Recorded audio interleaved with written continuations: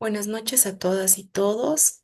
Em, Vamos a dar inicio a la sesión de hoy. Me presento, mi nombre es Jocabeda Dali Morales y bueno, vamos a dar inicio. Como saben, estamos en el módulo 3 que es el tema de proceso electoral, y el día de hoy vamos a entrar a la sesión 2 que tiene que ver con la jornada electoral, funciones del personal del,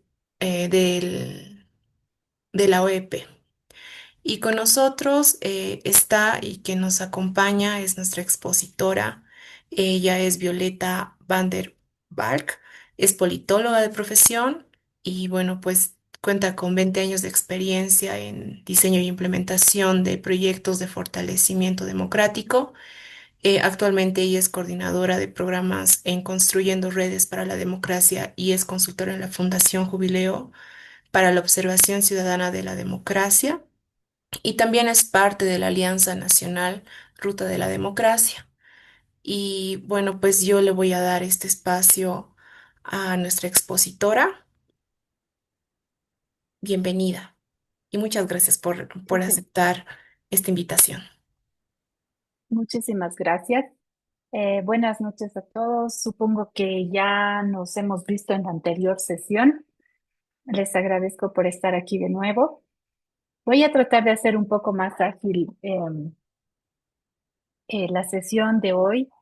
Entiendo que es mucha información, pero la de hoy es más liviana, mucho más liviana. Y seguramente muchos de ustedes ya la han visto, ya la han vivido porque han votado antes, supongo. Eh, mm, Creo que con la votación del 2024 ese tema debe ser más común, ¿no? O no sé si hay algunos que van a votar esta vez por primera vez. Si pueden levantar su mano, también ayuda para que charlemos un poquito. Susan, ¿has votado antes? No, es mi primera vez.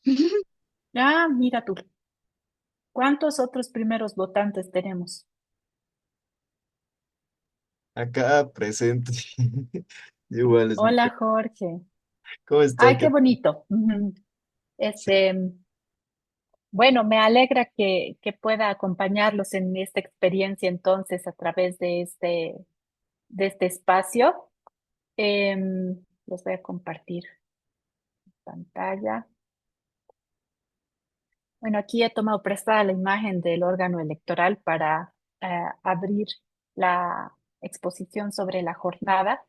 Ustedes saben que la jornada de votación es un momento muy simbólico para las personas que creemos en la democracia, que creemos que podemos influenciar, afectar nuestro destino y nuestra realidad a través del voto, a través de mecanismos no violentos, em, y además porque creemos en que el sistema sí va a permitirnos elegir eh, a las personas que queremos que nos gobiernen. Lo digo no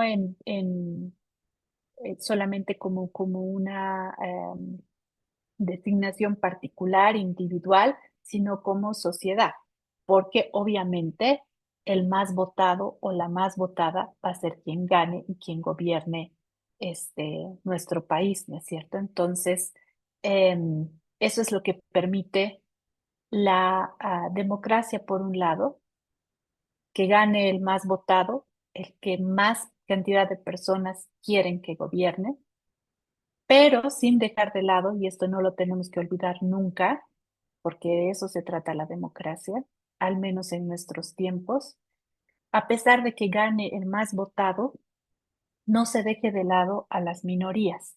La sesión pasada hemos hablado de los tipos de representación, ¿no? Que hay una representación por población, hay una representación por población y territorio, y hay otra representación solamente por territorio, que son los senadores, y hay otra representación que es para minorías, muy minorías, que en este caso son los pueblos indígenas reconocidos como oficiales en nuestro país y que se consideran minorías, ¿no? No, no para las mayorías indígenas que también existen en nuestro país, como los aymaras, los quechuas, que son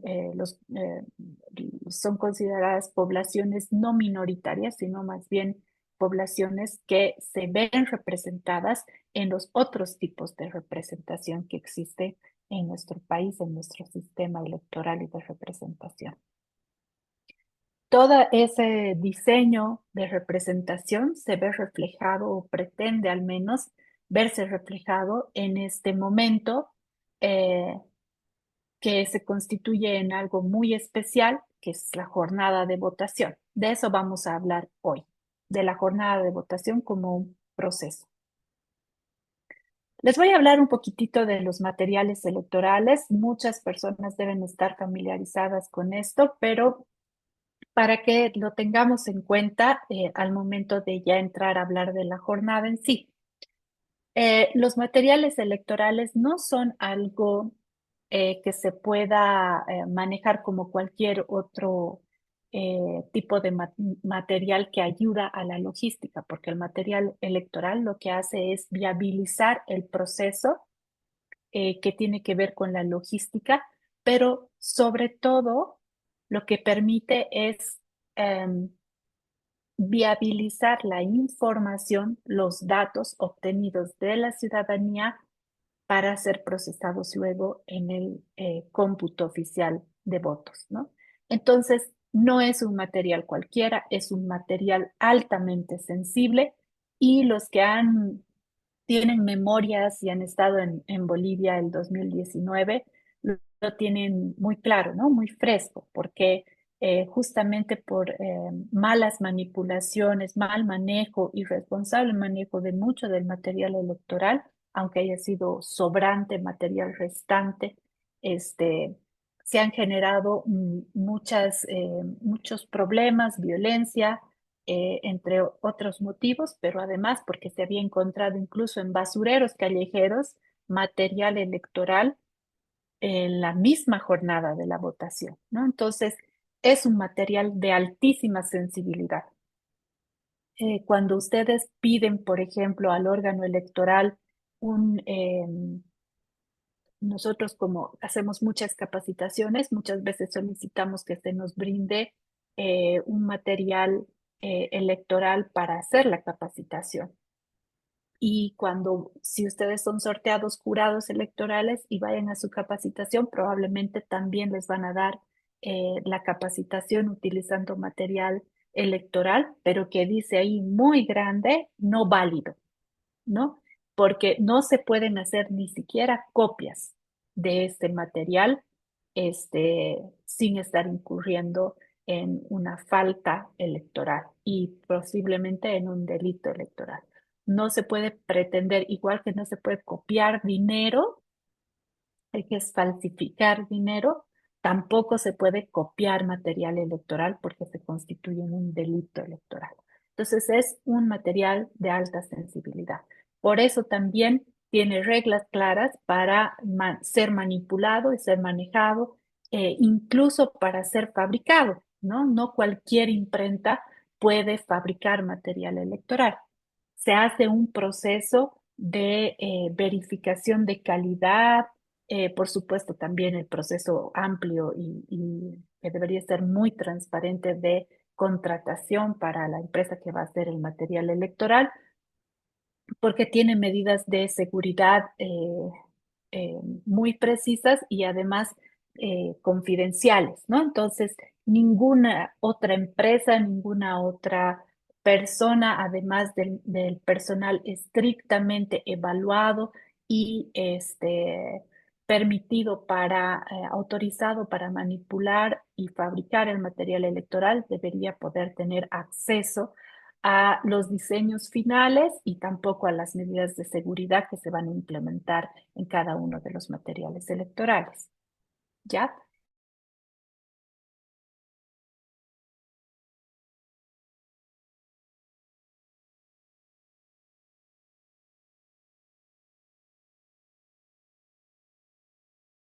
Porque ahí es donde se anota los votos o las personas emiten su voto, ¿no? Em, las papeletas se entregan dobladas, no son entregadas abiertas, sino que están dobladas. En este caso, en esta votación general, tienen dos franjas. En la franja superior está las opciones de votación para presidente y en la franja inferior van las opciones para diputaciones uninominales. ¿Por qué? Son solo dos franjas. En la anterior sesión hablábamos también de que en la franja superior, donde van las caras y los nombres de los candidatos a presidentes, se emite un solo voto, pero se elige al presidente, al vicepresidente, al senador, a los senadores, a los diputados plurinominales y a los representantes supraestatales, ¿no? En cambio, en la franja de abajo, en la uninominal, que también va la cara y el nombre de nuestro candidato o de los candidatos a nuestra circunscripción uninominal, que es una circunscripción de representación por población, pero también por territorio, por eso es uninominal, por circunscripción uninominal. Como les digo, también se puede ver su cara y su nombre y apellido. En otros lugares, en, en, eh, en el área rural donde existen circunscripciones especiales, ahí aparecen también los candidatos en vez de uninominal, a especial. Antes de esta elección 2025, en algunas circunscripciones especiales se podía elegir si iban a votar o en algunos recintos que pertenecían a esas circunscripciones se podía elegir si se iba a votar por un uninominal o se iba a votar por un especial.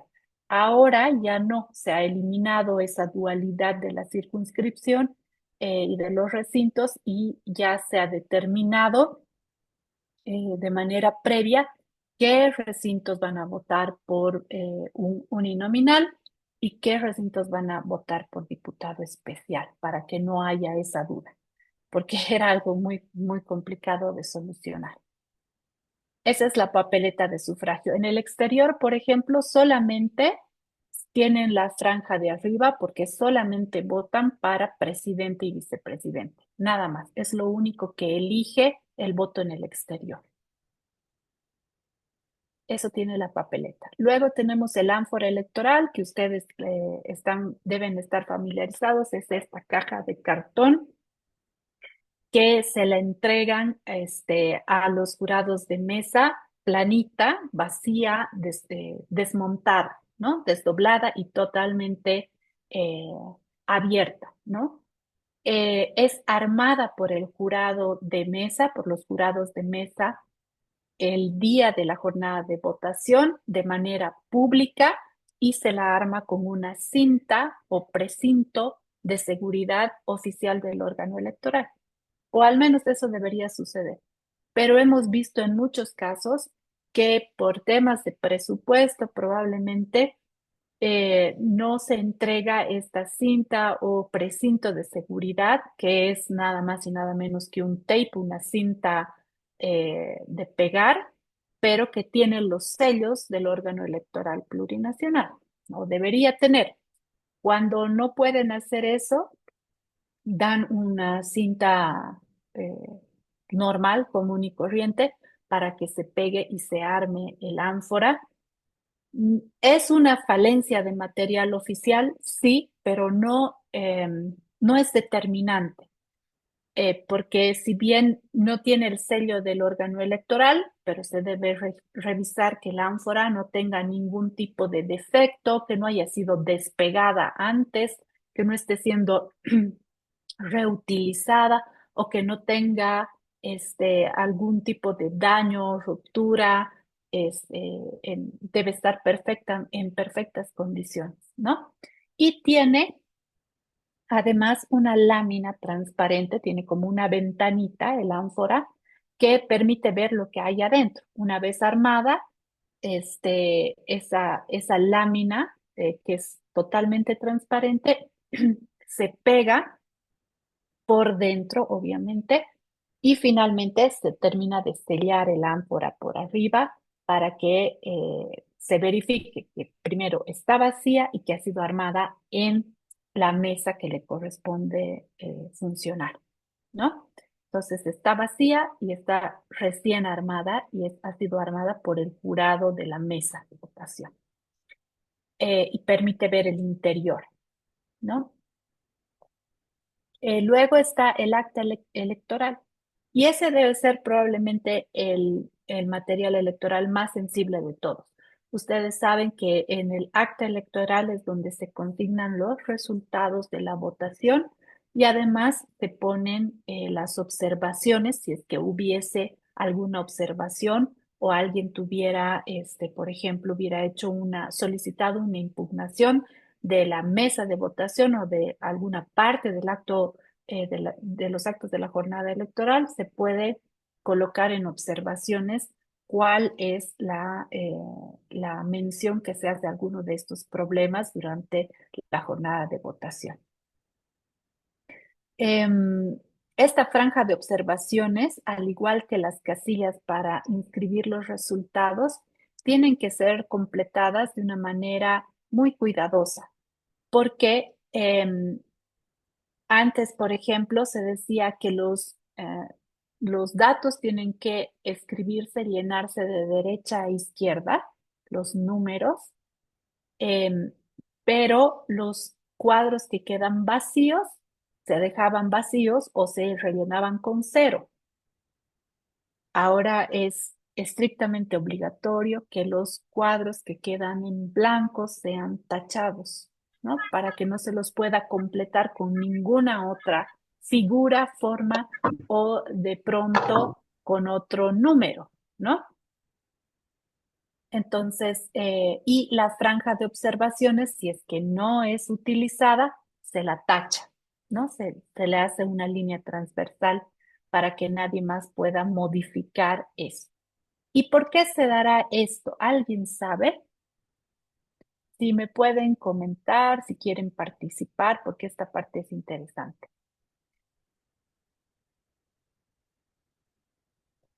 A ver, cuéntenme, ¿alguien tiene alguna idea de por qué se tienen que tachar estas dos partes?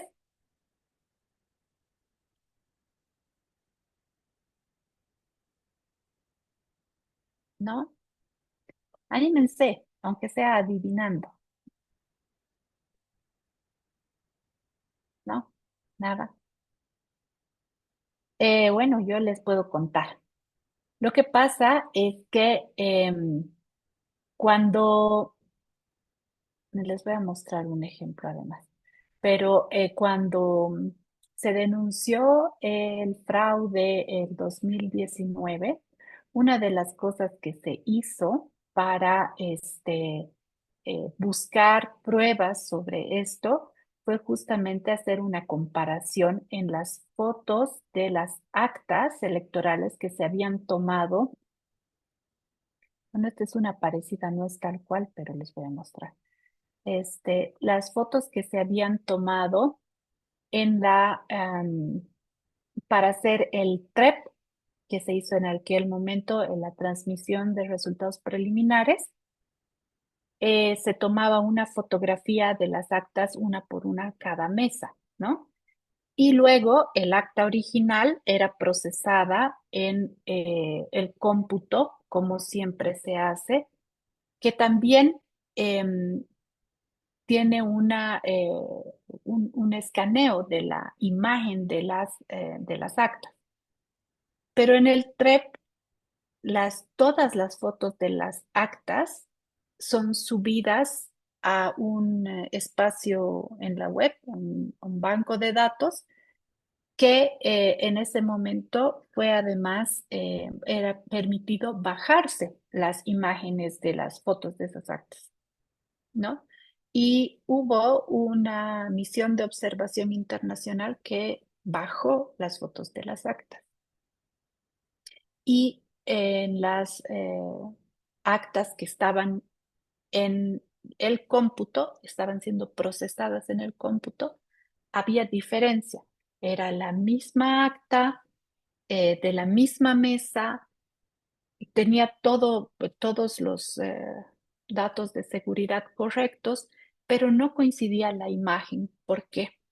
Porque en el espacio de observaciones eh, habían puesto, luego de tomada la foto la transmisión de resultados preliminares, han completado la franja de observaciones que ahora viene en esta parte. No sé si pueden ver mi cursor. Esta es un acta más antigua, pero viene en esta parte de aquí abajo, hay una franja de observación. Y en esa franja de observaciones habían puesto todos los votos que están consignados para el partido X, en realidad corresponden al partido Y, ¿no? Y eso fue después de que la mesa ya había cerrado y los jurados ya se habían ido. ¿Y por qué sabemos esto? Porque la foto para el TREP se toma simplemente un segundo antes de que el acta sea introducida en el sobre de seguridad. Entonces, ya todos los jurados electorales han aceptado lo que se ha anotado en el acta, ya todos los delegados de partidos han firmado que han estado presentes en ese acto y ya el notario ha dado fe de que esa acta ha sido correctamente completada y que ya se ha llenado y se ha cerrado el proceso, ¿no? Todos los delegados ponen su huella, los jurados ponen su huella y se llevan su copia de acta. Pero después se ha hecho esa variación. No voy a decir en todas ni en un gran número, no sé, pero sí hemos visto que ha habido ese tipo de, digamos, incongruencias entre lo que se veía en un acta de TREP versus lo que se veía en un acta de cómputo, ¿no? Entonces, desde ese momento es absolutamente necesario y obligatorio que la franja de observaciones en el acta electoral vaya tachada y en las casillas de números, que deben ir los números que no sean utilizadas, también se haga una línea transversal para tachar ese espacio, para que no pueda ser completado de ninguna otra manera. ¿Ya? Por eso es importante algo que miren ustedes, es solamente, pueden decir, es solamente la observación, pero puede cambiar todo lo que dice arriba, ¿no? La, la consignación de los datos, de los resultados de votación. Así que es súper importante prestarle atención a esos pequeños detalles del acta. Luego, como parte del material electoral, se tiene la lista índice de habilitados e inhabilitados para votar. ¿Qué es esto? En cada mesa de votación están asignados más o menos 220 ciudadanos habilitados por mesa, ¿no? Y digo más o menos porque este número está sobre todo, se da sobre todo en los recintos más grandes, en las ciudades más pobladas, que normalmente, no siempre, pero normalmente son las ciudades capitales de departamento o algunas ciudades intermedias que ya son súper grandes, ¿no? O por ejemplo en el Alto, que no es una ciudad capital de departamento, pero es una ciudad súper grande, la segunda más grande del país, más populosa y que tiene recintos de votación muy congestionados y sus mesas son grandes. Entonces, en un máximo de 220 ciudadanos deberían estar habilitados para votar por mesa de sufragio.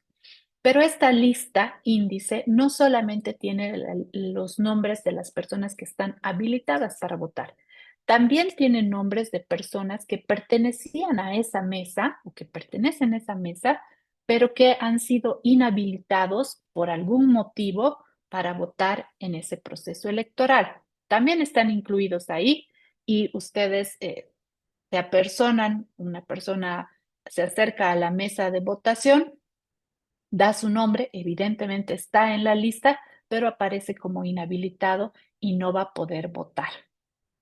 ¿Ya? probablemente porque en el proceso electoral anterior no votó y no regularizó su registro o no presentó su excusa para no haber votado, ¿ya?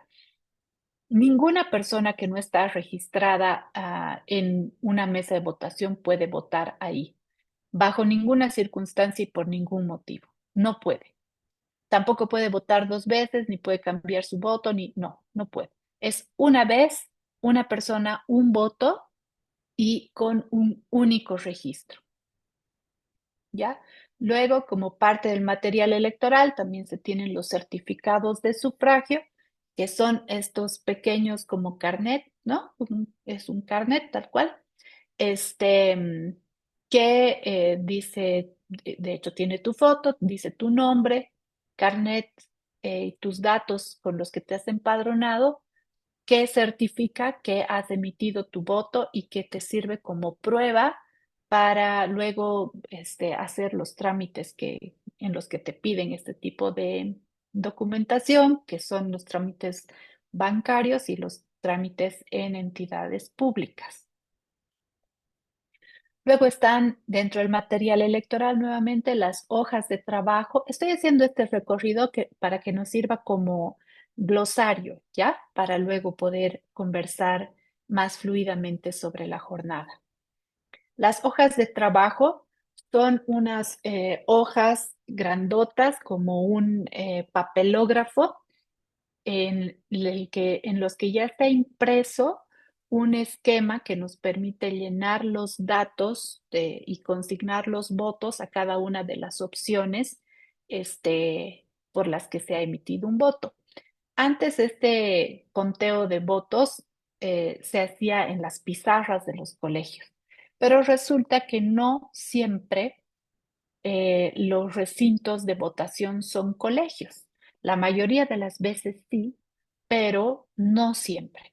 Y no siempre, aunque fueran colegios, tienen este tipo de elementos como una pizarra, ¿no? Entonces, se tenían que buscar modos para solucionar este problema, pero más allá de solucionarlo solamente, se tiene que uniformar a todas las mesas de votación para que todas tengan el mismo proceso. Pero además, la hoja de trabajo también sirve como un documento en caso de requerirlo, en caso de que hubiera alguna incongruencia o alguna duda sobre lo que dice el acta. Las hojas de trabajo en algún momento sí han servido como parte de respaldo para revisar algunos datos. Luego están los sobres de seguridad, que son tres: el sobre A, el sobre B y el sobre C. El A, que va a contener después del proceso de votación, después de casi estar terminando la jornada de votación.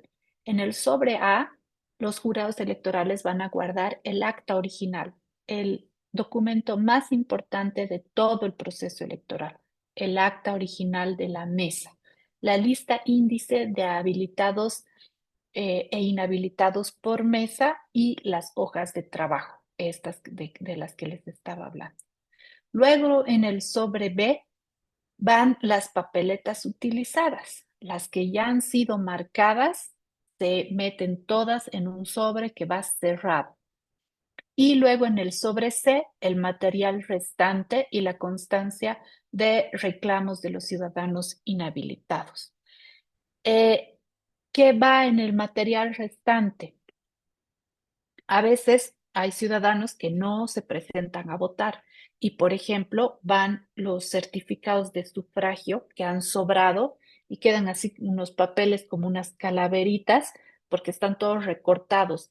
Los certificados de sufragio vienen todos prendidos en una hoja que tiene líneas por las que los jurados de mesa tienen que ir cortando uno a uno los certificados de sufragio para entregárselos a cada uno de los electores que emiten su voto. Los que sobran se van en este sobre C. Las papeletas de sufragio que no han sido utilizadas, que no están marcadas, también se introducen dentro del sobre C.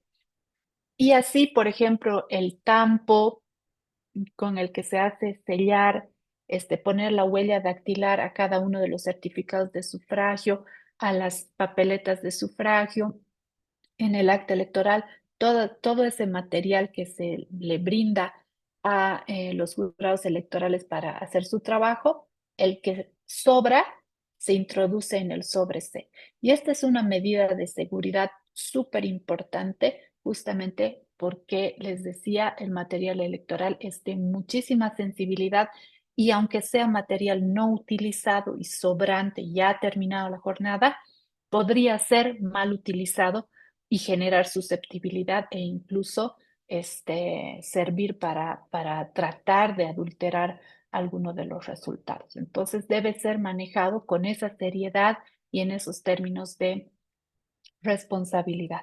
Y luego está la maleta electoral, que es tal cual una maleta, una caja de cartón en la que llega todo el material y en la que le hace entrega el notario electoral, le hace entrega al jurado de cada una de las mesas todo este material. Todo esto está dentro de la maleta electoral, que también es una maleta oficial. Sí, Amir Luciano, dale. Muy buenas noches. Em, Incluso si a lo que me han entendido, estos 8 componentes son todos necesarios para el proceso electoral, ¿cuál considera que es el más importante y necesario? Bueno, necesario la papeleta, tanto como el ánfora, son necesarios. Todos estos son necesarios, cumplen una función irreemplazable. Si pudieras prescindir de alguno, te diría, ay, no sé, pues no, si no le das maleta, ya ni modo, le tendrás que dar una bolsa, ¿no? Para que metan todo el material, porque es súper importante. Pero Mm. como te digo, esto está pensado uno a uno los detalles, no solamente para que sea posible la emisión del voto, sino para garantizar la seguridad del proceso electoral, la transparencia del proceso electoral. Cada uno de los pasos es muy delicado y tiene una Ujú. logística detrás, ¿no? El documento, el que se constituye en un documento, es el acta electoral. El acta es el documento más importante de la jornada de votación. Ahí se resume todo lo que ha sucedido y contiene la voluntad y los votos expresados por la ciudadanía, ¿no? Entonces, este es, sin duda alguna, el documento más importante, ¿no? Por eso hacen los jurados de mesa, primero completan todo el trabajo, revisan las papeletas una a una y cuentan los votos uno a uno y primero los escriben en las hojas de trabajo, ¿no? Ahí primero ensayan, si quieres, cómo va a estar escrita, luego en limpio el acta electoral. Y por eso las mesas de sufragio están organizadas con al menos un jurado que es presidente de mesa, otro jurado que es el vicepresidente de la mesa y un tercer jurado al menos que es el secretario de la mesa. Y ustedes pensarían que el presidente de mesa es el más importante, pero según yo, el que más trabajo tiene, el más importante de todos y que no se puede mover ni un segundo cuando empieza el cómputo de votos es el secretario. Él tiene que escribir y llenar el acta sin cometer ni medio error. No puede equivocarse, porque no se puede borrar el acta, ni se puede tachar. Lo único que se puede hacer si es que alguien se ha equivocado es luego poner en la parte de observaciones, se ha cometido un error en esta parte. Pero si yo trato de modificar, he escrito 5 y había sido 8, trato de modificar encima, estoy cometiendo una falta. ¿Ya? Eso mejor me detengo, llamo al notario y que me ayude. Y el notario que te va a decir que tienes que poner nomás, dejar el 5 que te has equivocado y abajo en observaciones poner me he equivocado, el 5 es 8. Pero esa observación tiene que estar sellada, firmada por los jurados de la mesa y por los delegados de los partidos políticos que están en tu mesa. Roxana, adelante. Buenas noches. Sí, Buenas quería noches. aportar con mi experiencia. Yo fui Adelante. jurado electoral y justamente Ah, qué bien. secretaria de mesa. Y Ujú. sí, evidentemente el trabajo de los secretarios es de mucho cuidado. Fui secretaria de mesa en las elecciones judiciales y no solo teníamos que llenar una hoja de trabajo, sino 4 hojas de trabajo. Imagínate. Y el acta sí era más complicado. Incluso las Sí. observaciones, en la parte de observaciones sí había alguna, por ejemplo, creo que del Tribunal Agroambiental, lamentablemente un candidato había fallecido, entonces había que colocar también eso con corre y vale, y si sobraba espacio, tacharlo, no podíamos dejarlo en blanco. Y bueno, Sí. todo el material electoral es muy importante para generar seguridad. Incluso la maleta, si venía, no sé, no venía completamente cerrada, tenía que ser observado ante el notario electoral y teníamos que contar todo el material que nos daban y devolverlo todo, incluso los bolígrafos. No podíamos Así es. quedarnos con nada y nos revisaban, Nada. ¿no? De que todo lo que Sí. nos han entregado tiene que ser devuelto. Eso Así quería es. aportar, que todo es muy importante y cada uno cumple su función. Así es. Todo tiene una razón de ser. Gracias, Roxana. Saben que hemos hecho como OCDE Bolivia, esta alianza de observación electoral. El 2019 fue algo muy traumático para nuestra democracia, ¿no? Y nosotros hicimos un grupo focal con personas que habían sido notarios electorales el 2019. ¿Para qué? Para saber por qué habían habido tantos errores en el llenado del acta en las elecciones del 2019. Había muchísimas actas que consignaban errores en la franja de observación. Eh, Resultados cambiados, invertidos, borrones, bueno, varias cosas, ¿no? Entonces, charlamos muy abiertamente y muy sinceramente, y los que habrán sido notarios también lo sabrán.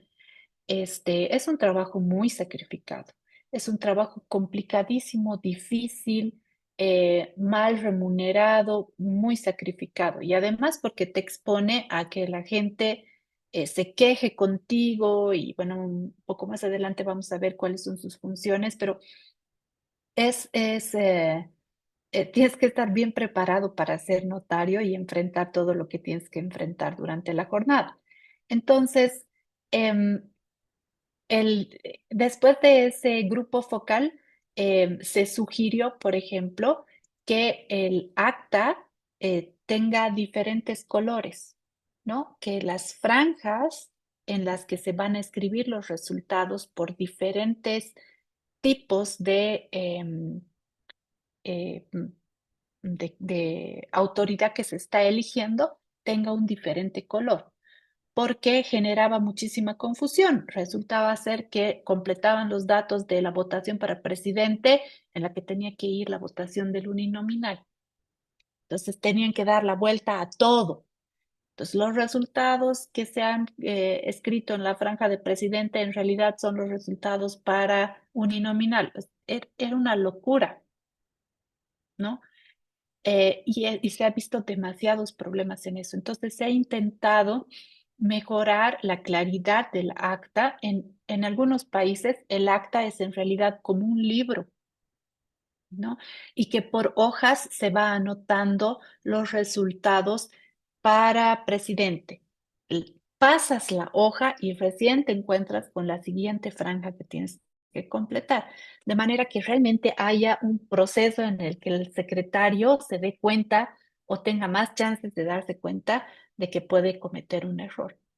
Es muy complicado. Ser jurado electoral es una tarea de alta responsabilidad, de mucho valor para nuestra democracia, pero es complejo y hay que tomarlo en serio, hay que ir a la capacitación y hay que examinar cada uno de estos elementos. ¿Por qué viene así el material y viene en la maleta?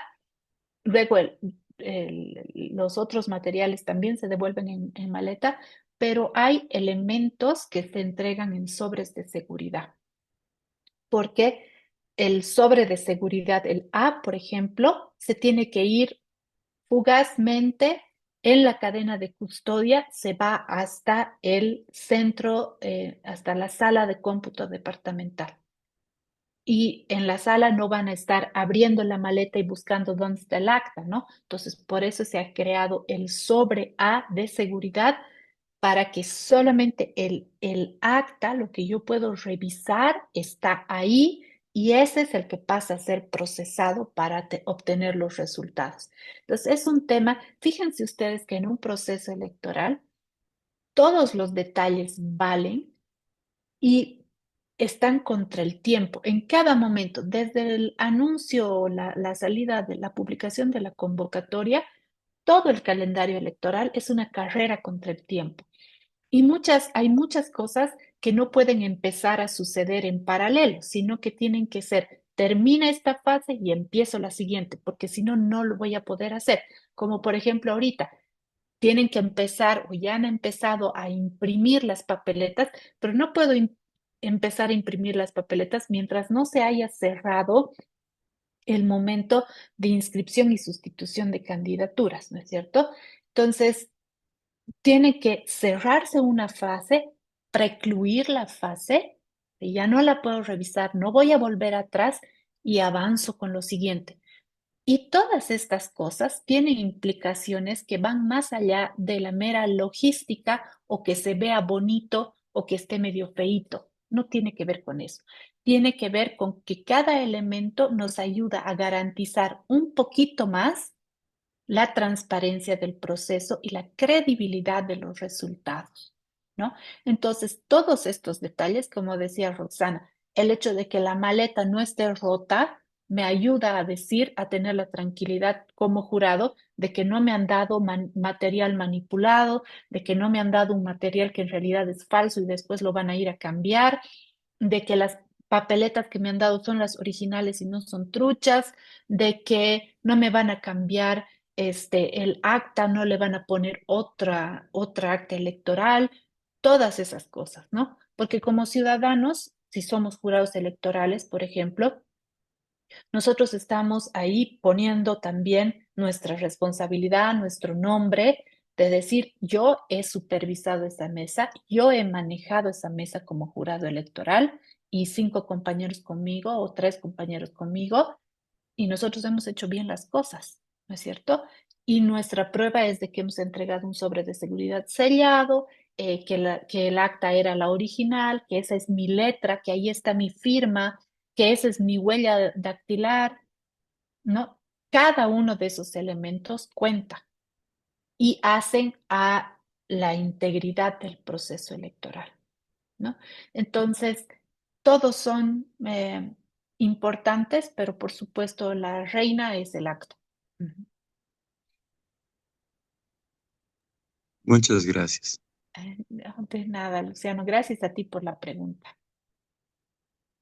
Ahora vamos a pasar a la jornada en sí, a los momentos que tiene la jornada. Em, la apertura de la jornada, la apertura de las mesas, empieza en realidad con la apertura del recinto. ¿Y quién puede?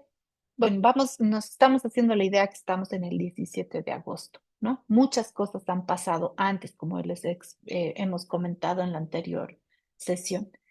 Pero cuando ya llego alrededor de las 6 de la mañana, 6:30 de la mañana ay, se va a apagar mi computadora, perdón, no me he dado cuenta que estaba desenchufada.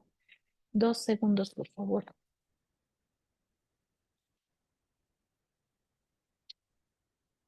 Perdón, espérenme 2 milisegundos, ¿ya? Por favorcito.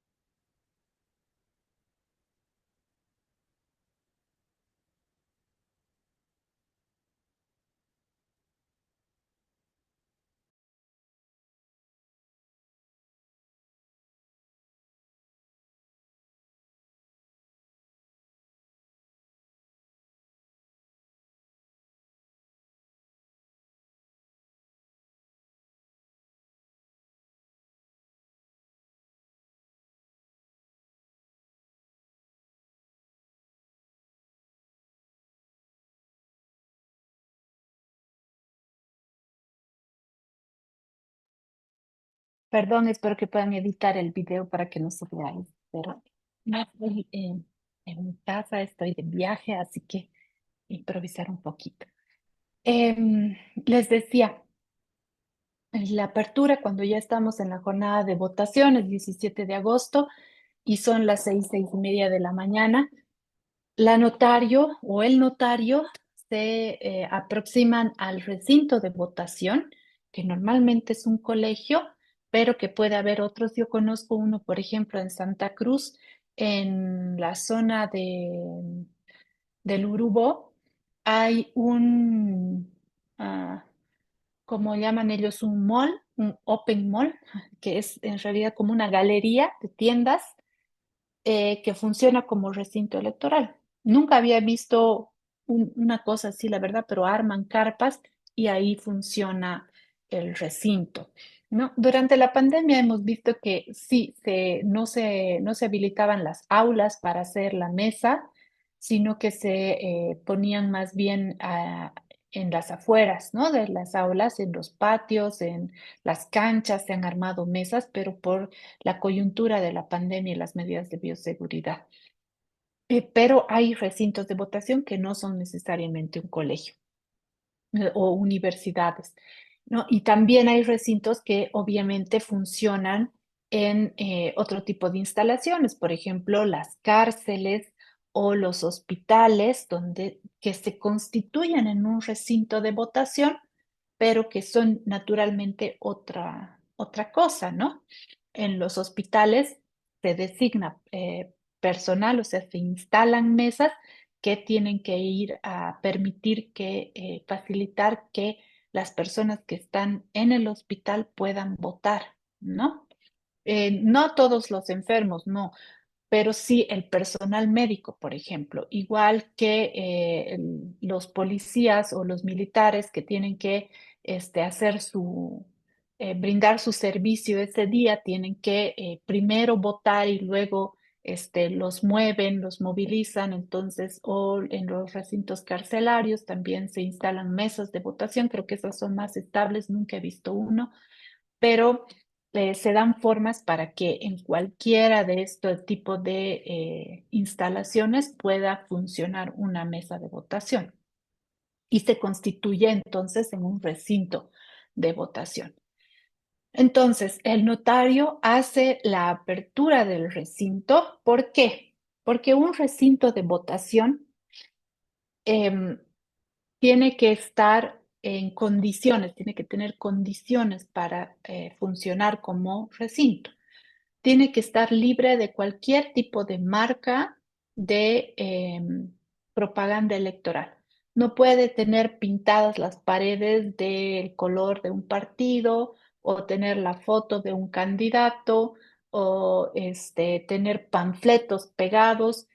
Las personas que trabajan en el recinto y cuando es designado su colegio como recinto electoral, también se hacen cargo de cumplir con las condiciones para que ese recinto funcione así, ¿no? En óptimas condiciones.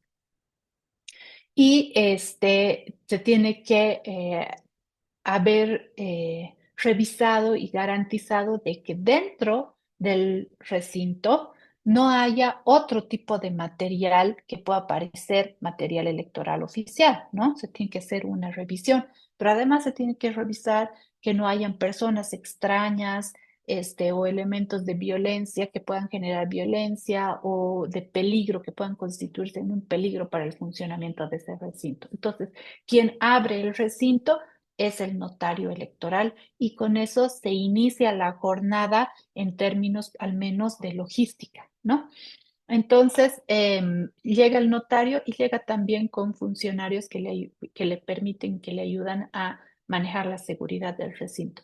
Eh, no todos, pero casi todos los recintos deberían tener al menos una persona un policía, ¿no? Una persona de seguridad que le brinde seguridad al recinto electoral. Y no sé quién me ha hecho esta raya a mi presentación. Entonces entra el notario con estos funcionarios de seguridad. También muchas veces, aunque no siempre, hay otro tipo de funcionarios que son los guías electorales, pero que a veces no alcanzan y hay muchas zonas en las que no llegan los guías electorales, ¿no? Entonces, se apertura el recinto y luego el notario inicia la distribución del material electoral. Los jurados de mesa de votación normalmente se nos dice, no sé a ustedes qué les han dicho, pero cuando yo he sido notario, jurado y he sido varias veces jurado, me citaban a las 6:30, aunque en realidad en el protocolo se dice a las 7, pero mientras más temprano mejor. ¿Por qué?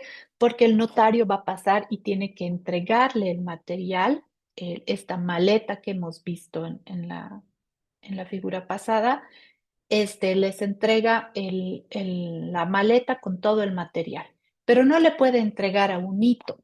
No, si no están al menos 3 jurados de mesa, no puede entregar el material. ¿Por qué? Porque tiene que haber constancia de que la mesa, en términos de administración de la mesa, de cantidad de jurados, puede vigilar el uno al otro qué manejo se hace al material electoral. Entonces no puede ser solo un jurado, ¿no? Porque entonces la mesa no puede funcionar con un jurado y tampoco puede funcionar con dos.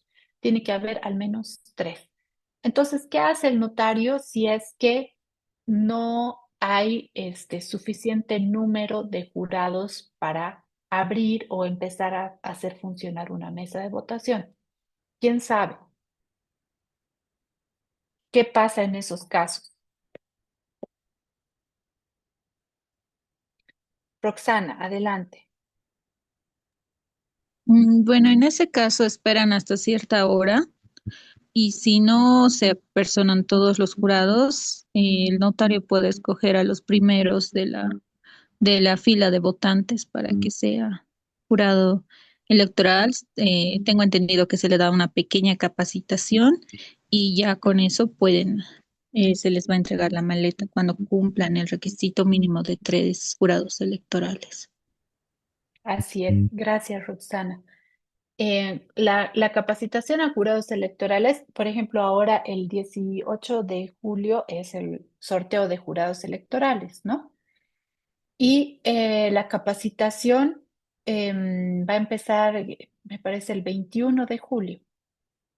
Y se pueden capacitar desde esa fecha, desde el 21 de julio, hasta el mismo día de la elección, que es el 17 de agosto, por justamente esa actividad dentro del calendario electoral. Si ustedes la chequean, está prevista así: del 18 de julio al 18 es el sorteo, y luego viene la capacitación entre el 19 de julio y el 17 de agosto, porque ahí mismo, si es que no hubiera suficientes jurados, porque se hicieron tarde o porque definitivamente no les dio la gana de ir o no pudieron ir por algún tema, el notario lo que hace es hacer una capacitación súper veloz. Miren ustedes, háganle el seguimiento a todas las cosas que tiene que hacer el notario durante la jornada. Es realmente muy sacrificado. El notario hace una capacitación muy veloz de lo que tiene que hacer. Por eso se espera que mínimamente haya uno o dos que sí han recibido una capacitación en el momento que se debía y con todos los contenidos que se debe, ¿no? Porque en las capacitaciones a jurados, que son nomás largas, duran entre, no sé, dependiendo del grupo, pero mínimamente 1 hora y media, porque se tienen que repasar uno por uno los pasos que tienen que seguir. Es parte de nuestra responsabilidad como ciudadanos acudir a estas capacitaciones, pero tomarlas en serio porque son detalles muy importantes los que nos explican ahí. Y además porque podría suceder que el resto de los jurados con los que nos toque trabajar no hayan ido a su capacitación o sean tomados de la fila, y entonces la responsabilidad igual va a recaer en nosotros y tenemos que estar preparados para afrontar la jornada. Y les digo afrontar porque muchas veces la ciudadanía, como ha pasado en las judiciales, realmente ha sido complicado porque mucha gente estaba molesta porque no empezaban a funcionar las mesas y no podían emitir su voto, pero además el proceso era tan complicado y los jurados no habían acudido a sus capacitaciones y no sabían lo que tenían que hacer.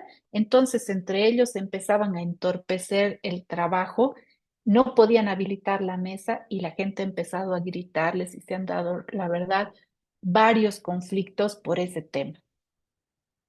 Entonces, se hace la verificación del número de jurados. Si es que faltan jurados, se los capacita en ese momento y se entrega el material para que pueda empezar el trabajo de los jurados en recepción y verificación de materiales. ¿Qué pasa en la recepción y verificación? Reciben la maleta, la tienen que abrir y empezar a contar una por una las cosas que les están dando y tienen una lista de ítems que se les entrega y en la cantidad. Entonces tienen ellos que contar uno por uno cuántas papeletas se les está entregando, si está la lista índice, si están las lapiceras, si está el tampo, si está el biombo, ¿no? Que hay no siempre, pero en algunos casos se entrega un biombo para apartar al ciudadano que va a emitir su voto del resto de las personas y que pueda tener un lugar para emitir su voto secreto.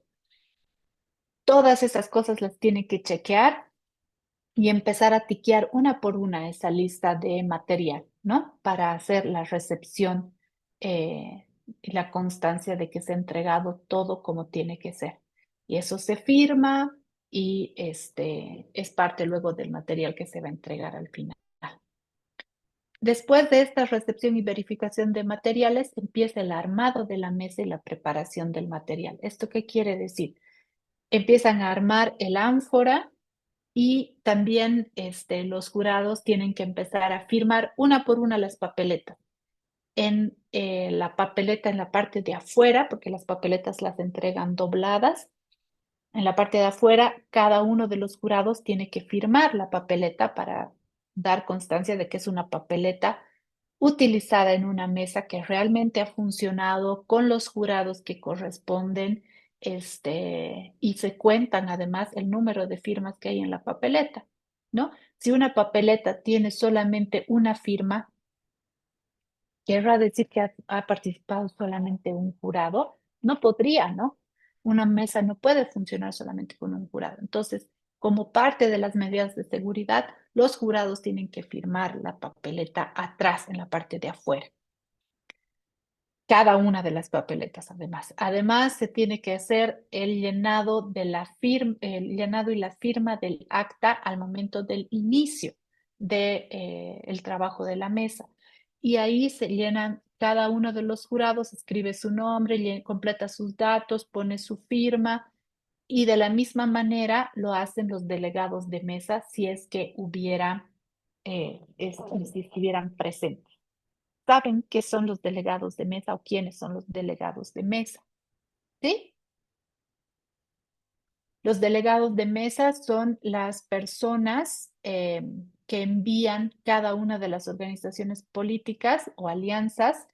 Los partidos mandan a una persona que normalmente no solamente vigila o controla lo que se hace en una mesa de votación, sino que trabaja en varias mesas al mismo tiempo porque no hay tantos delegados por partido. Entonces, se distribuyen el trabajo en un recinto o a veces hay un solo delegado para todo el recinto, pero la idea es que pueda observar el trabajo en las mesas de votación y luego pone su nombre, carnet de identidad, el partido por el que está presente en esa mesa, como dando fe de que lo que se está anotando en esa acta realmente es lo correcto, ¿no?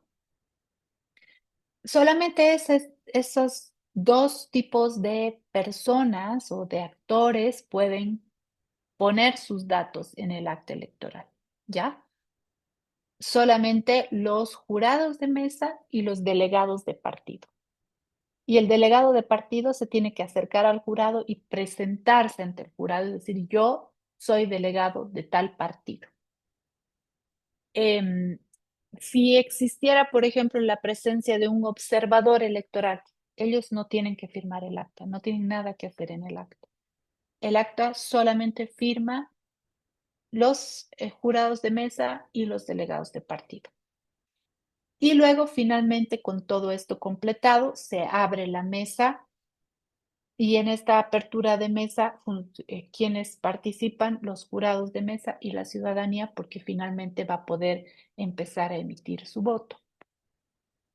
¿Ya? Y esto, para todo esto, desde las 6:30 de la mañana o 7 de la mañana como máximo que ha llegado este notario a su recinto electoral, ha pasado todo esto y aquí tiene que ser las 8 de la mañana, ¿ya? Porque las mesas deben abrirse o empezar a funcionar a las 8 de la mañana. Al menos eso es lo que marca la norma, ¿no? Que empiecen a trabajar a las 8 de la mañana. Eso quiere decir que empiecen a recibir los votos de las personas. Ya han empezado a trabajar desde más temprano, pero a esa hora se empieza la votación.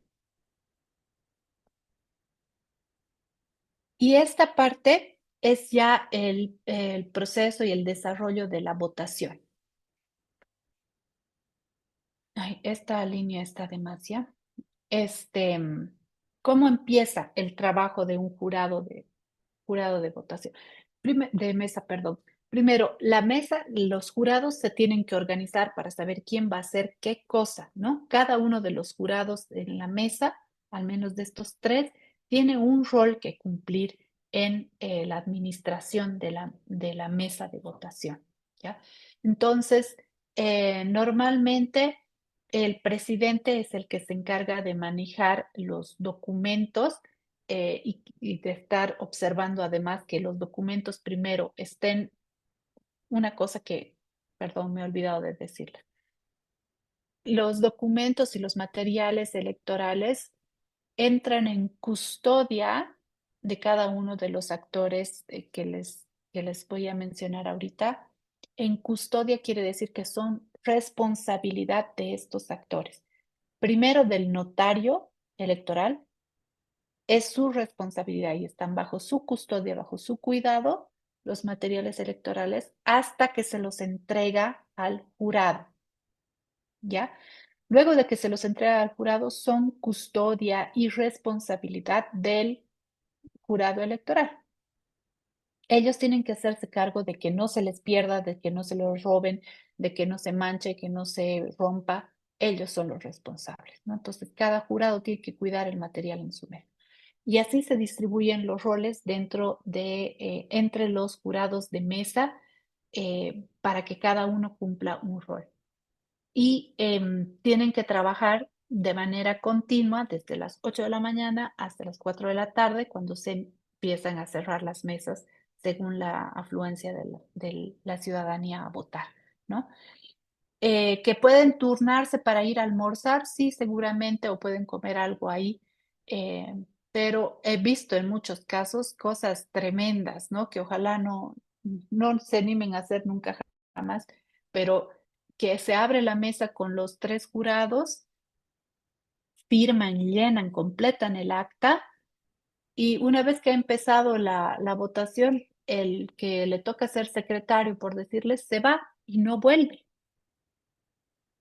Y eso genera realmente un problema mayúsculo, ¿no? Porque el acta ya está abierta, la mesa ya ha sido abierta diciendo que está ahí el secretario de la mesa, ya ha puesto su firma y todo. Pero lo cierto es que no está porque se ha ido. ¿Mm? Y el jurado tiene que ir a buscar al notario y se tiene que volver a hacer otra vez encontrar una persona de la fila que acepte ser jurado electoral, capacitarlo y otra vez todo el rollo. Entonces, realmente es un trabajo de responsabilidad que hay que asumirlo así. Entonces, entre los jurados que ya se han organizado en cómo van a administrar la mesa, se acerca el ciudadano a la mesa de votación y lo primero que se hace es verificar su identidad. ¿Cuál es el documento que vale? La cédula de identidad. en físico o digital, porque ahora ustedes no sé si están al tanto, pero ya existen la cédula digital, ¿no? Que tienes que hacer un pequeño trámite, creo, ahí al momento de recoger tu cédula normal. Puedes solicitar además la cédula digital y te la dan. Creo que tiene un costo extra, no sé cuánto, no es mucho, pero puedes tener esa cédula digital. Y la cédula tiene que estar vigente, pero si estuviera caduca, puede tener hasta máximo un año de vencimiento. Si es más de un año de vencimiento, aunque sea la constancia clarísima de que la persona que está al frente es dueña de esa cédula y está habilitada para votar, no la puedo dejar votar porque tiene más de un año de vencida su cédula, entonces no va a poder votar. ¿Ya? Se verifica la identidad y luego se va a la verificación de habilitación en la lista índice. Esto es, está registrada para votar en mi mesa o tal vez se la ha cambiado de mesa o por algún motivo se la ha inhabilitado, ¿no? Entonces, se verifica si se encuentra en la lista índice como habilitada y luego se le permite firmar esa lista, ¿ya? Luego se le va a entregar, se le va a mostrar y entregar la papeleta. ¿Qué hace el jurado? Desdobla la papeleta, porque las tienen las papeletas así firmadas, dobladitas, la desdobla y se tiene que mostrar a todas las personas presentes como acto público, se muestra que la papeleta está totalmente en blanco, que no tiene ninguna marca, ningún sello, ningún punto extra del que debería tener en la cara de la papeleta en la que se emite el voto, porque sabemos que del reverso, que es gris, casi negro, están las firmas de los jurados, ¿no? Entonces, no tiene ninguna marca y recién se la puede entregar en mano a la persona que va a emitir su voto, ¿ya? Y luego esta persona tiene que apartarse, ir a un lugar que le permita emitir su voto de manera secreta. El voto es secreto y esto implica tener varios cuidados. Primero, que tienes que votar en un lugar apartado. A veces te ponen este biombo, como les comentaba, para que no se pueda ver cómo marcas. En otros casos, la mesa se instala afuera del aula y se habilita más bien el aula como un cuarto secreto, o sea, un cuarto privado para que se emita el voto. Se dan diferentes modalidades según las circunstancias. Uno creería que en todas partes es igualito, pero hay condiciones, hay lugares en los que realmente no hay condiciones más bien para que puedan suceder estas cosas. Entonces, eh, se dan modos de alguna manera para permitir que ese voto sea emitido y se garantice el secreto del voto. Ahora, los ciudadanos también tenemos que poner de nuestra parte, ¿no? En acto seguido emito mi voto y tengo que volver a doblar en la papeleta de la misma manera que me la han entregado. No puedo doblarla de manera diferente.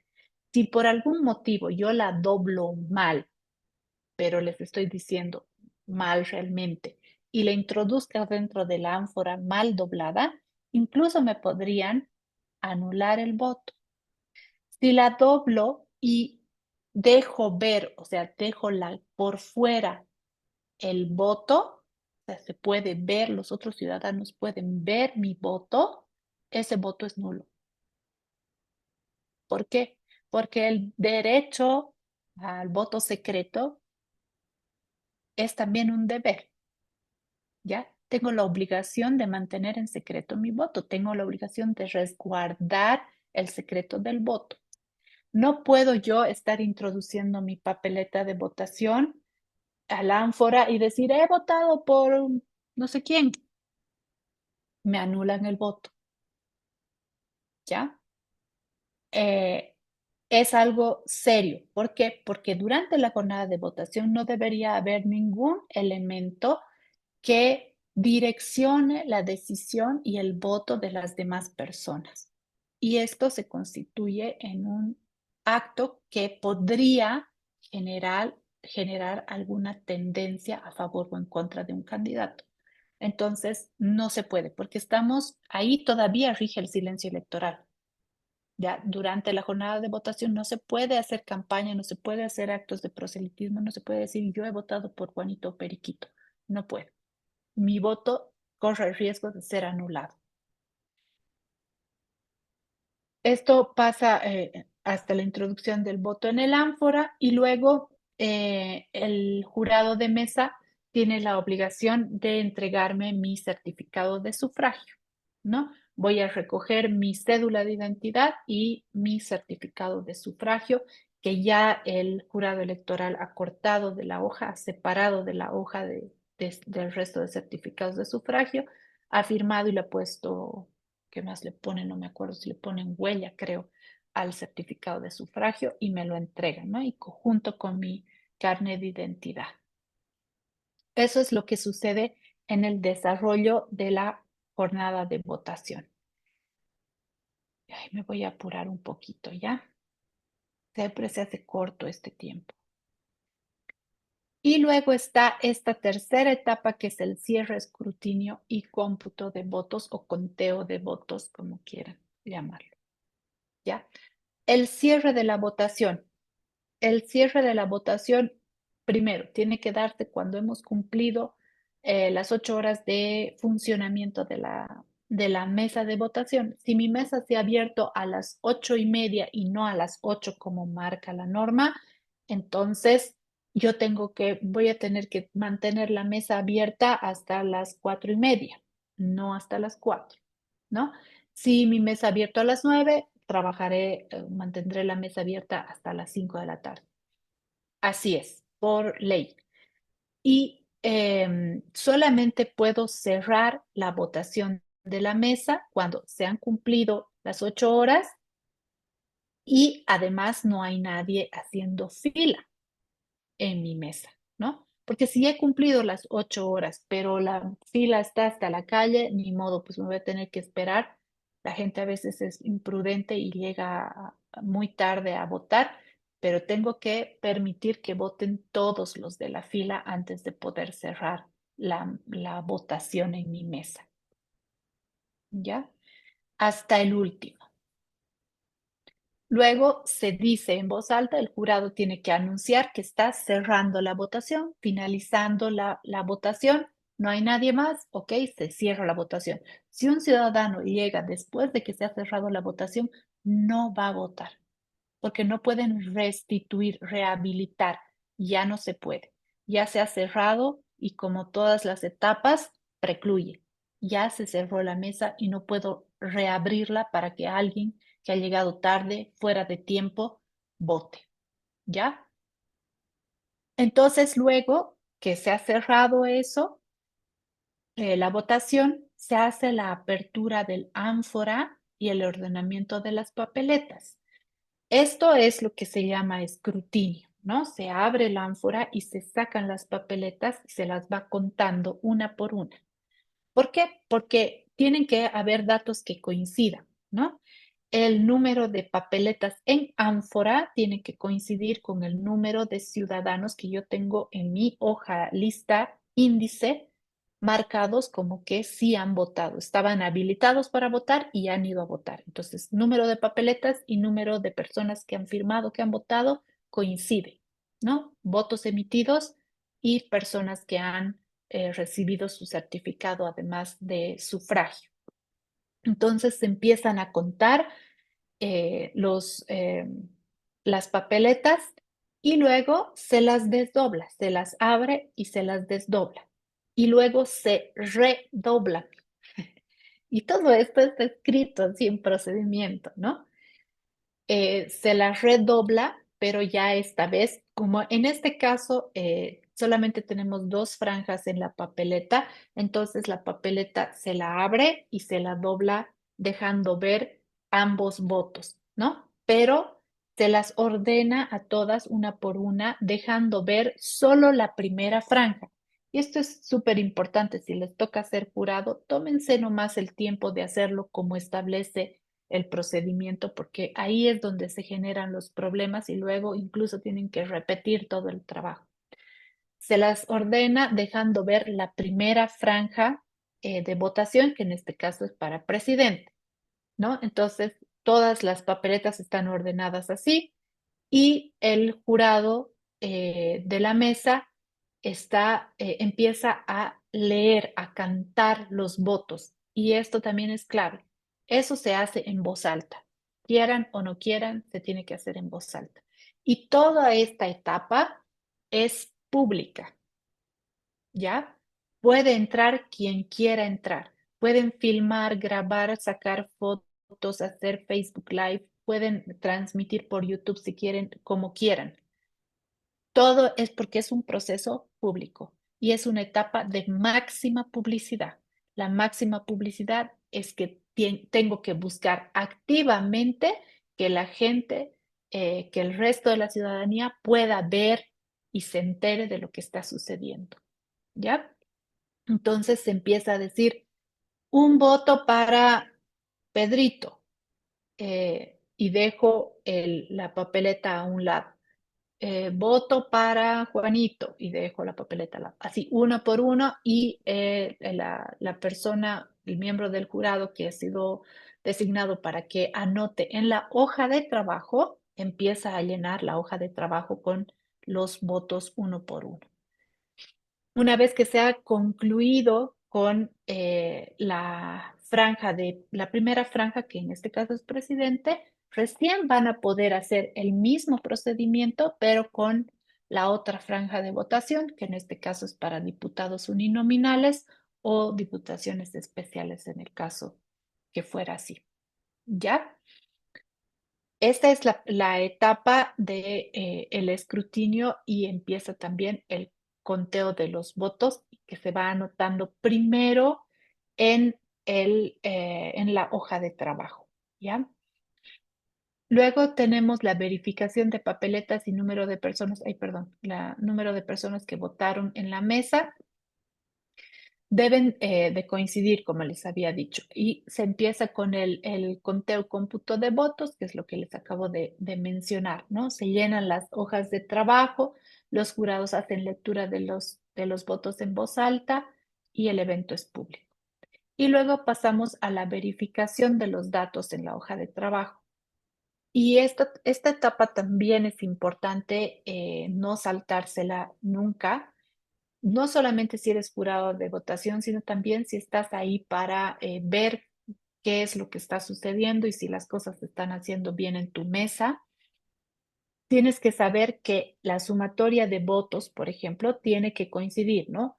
Nulos más blancos y válidos, la sumatoria de esos tres tipos de votos deben coincidir con el número de personas que fueron a votar y que realmente han emitido su voto, ¿no? Entonces,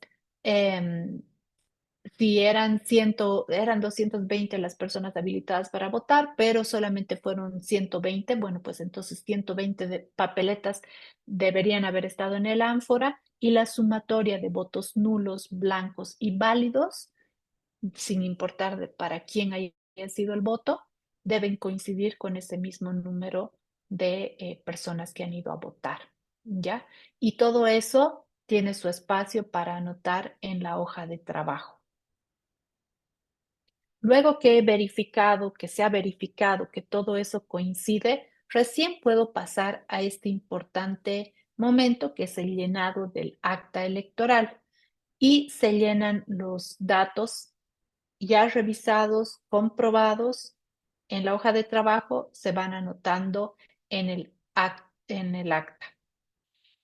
Se tachan, como habíamos dicho al principio, se tachan los espacios vacíos y si es que fuera el caso de que hay algún error, se llena el espacio de observaciones y como bien decía Roxana, ahí abajo le ponen corre y vale.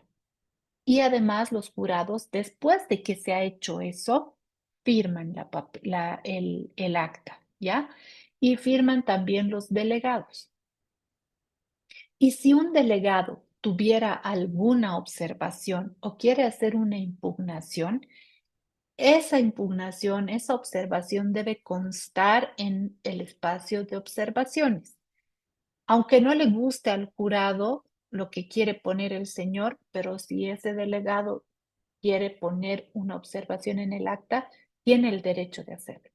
No va a escribir él, va a escribir el jurado de mesa, pero tiene derecho a decir, no estoy de acuerdo porque ustedes no han cumplido con tal o cual cosa.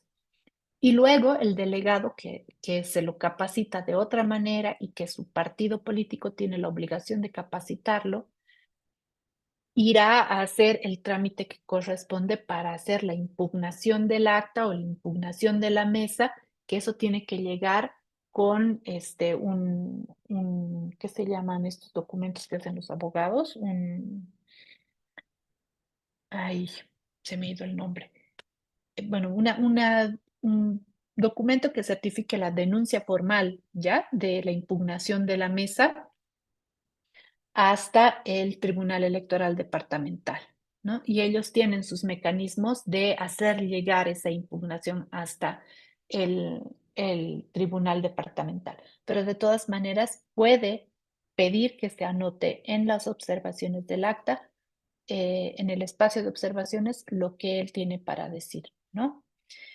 Y el jurado de mesa hará la firma y demás cosas que tiene que hacer en el acta, que es al principio se anota cómo estoy abriendo la mesa, con cuántas personas estoy abriendo la mesa, quiénes son los jurados y qué delegados están, y al cierre también, que podría variar, sí podría variar, podría haberse ido uno de los jurados de mesa y haber tenido que hacer un cambio. Entonces, bueno, eso también quedará registrado.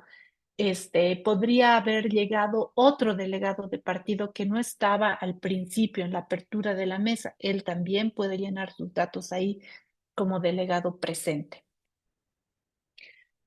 Y luego se pasa, después de que ya se ha completado todo esto, ¿no? Ya se ha llenado, ya ha quedado sellado y sacramentado, se pone un sticker de seguridad sobre el acta para que nadie le pueda modificar los datos.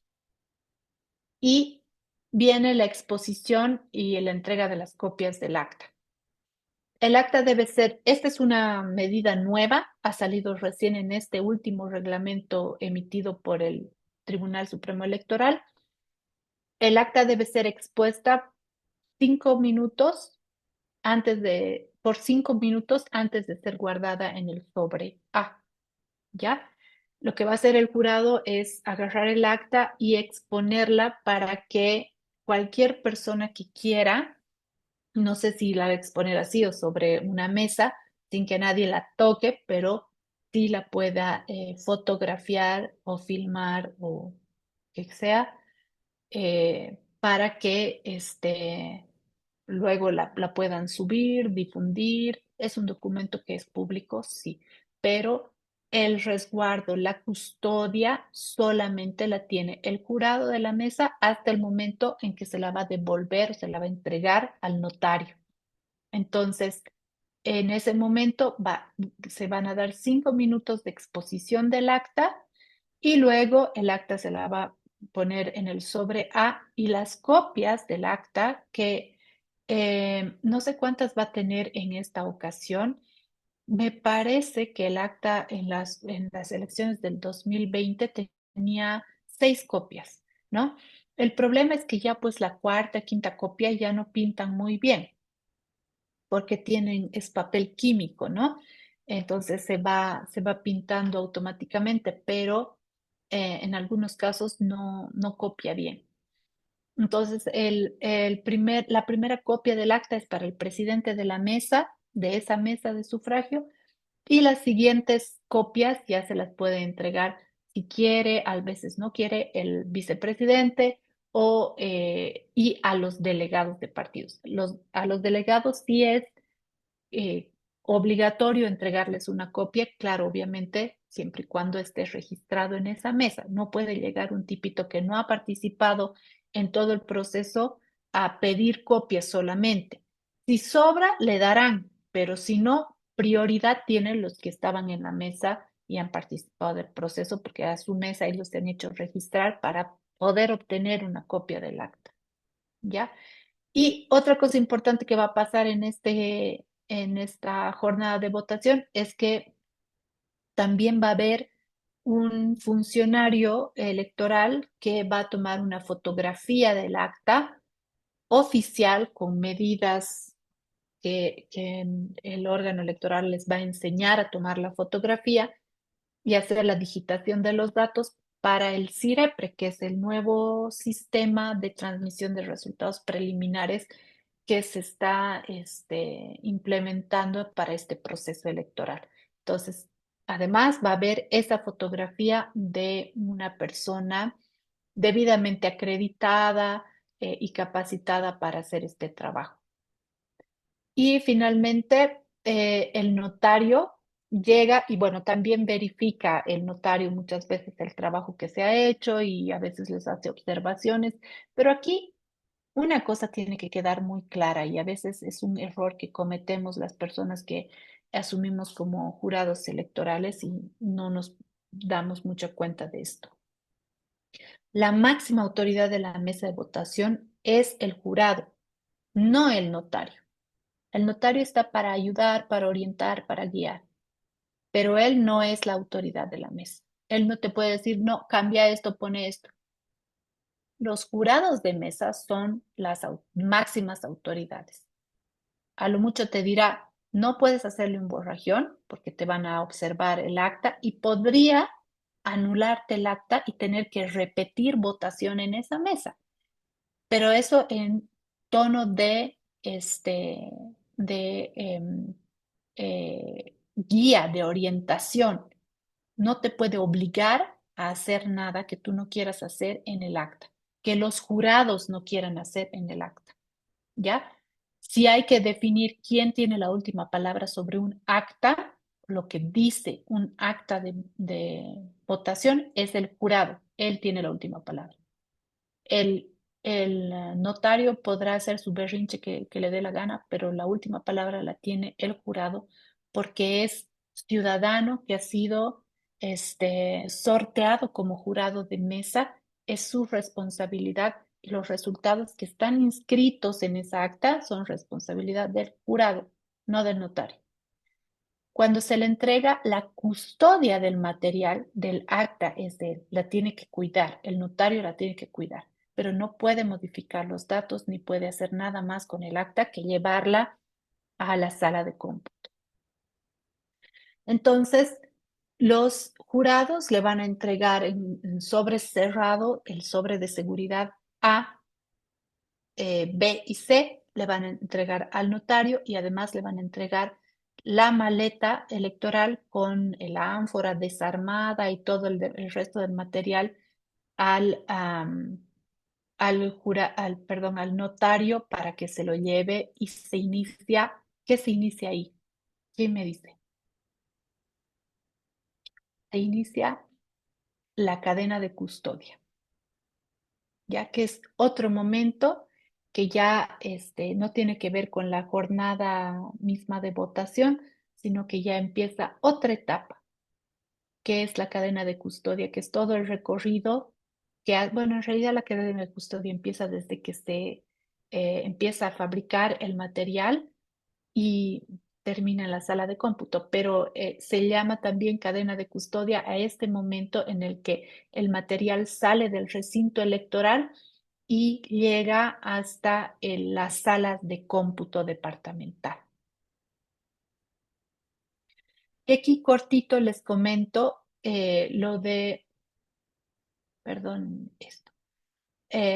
los funcionarios electorales clave durante la jornada de votación. El notario, que ya lo hemos comentado, los jurados y los guías electorales. El notario electoral da fe de los actos de organización y desarrollo de la jornada de votación. Como en cualquier otra instancia, si ustedes han tenido algún tipo de intercambio o relación con un notario, de fe pública, lo que hace un notario es dar fe, o sea, decir, sí es cierto, yo he visto y doy fe de que lo que ha sucedido aquí, de lo que dicen que ha sucedido aquí es real, es verdadero, ¿no? Da fe pública de lo que ha sucedido. Es exactamente lo mismo. Para eso está el notario electoral. Da fe de estos actos que han sucedido durante la jornada. Y tiene otras funciones como el apoyo logístico y operativo, dar apoyo y capacitar a los jurados electorales, no solo durante la jornada, sino desde antes, cuando ustedes, si a ustedes les toca ser jurado, quién los va a convocar a la capacitación, por ejemplo, y quién les va a dar la capacitación muy probablemente sea su jurado, a no ser que se haya conseguido otra persona que le ayude, algunos capacitadores que hacen apoyo a los jurados, sino quien da la capacitación a los jurados electorales es el propio notario electoral. Y también les ayuda a organizar la mesa, ¿no? Les dice, tú vas a ser presidente, vicepresidente, mientras se ponen de acuerdo, porque también hay que tomar en cuenta que los jurados no se conocen, muchas veces no se conocen entre ellos. No sabes si él va a hacer un buen trabajo o el otro va a hacer un mal trabajo. No se conocen de nada. Entonces, hay que confiar en el trabajo que va a desarrollar el otro y normalmente, como el notario les da la capacitación, él puede más o menos evaluar quién podría ser presidente, quién podría ser secretario y sugerir cómo podría estar organizada la mesa. Pero es decisión de los ciudadanos que van a participar y manejar esa mesa.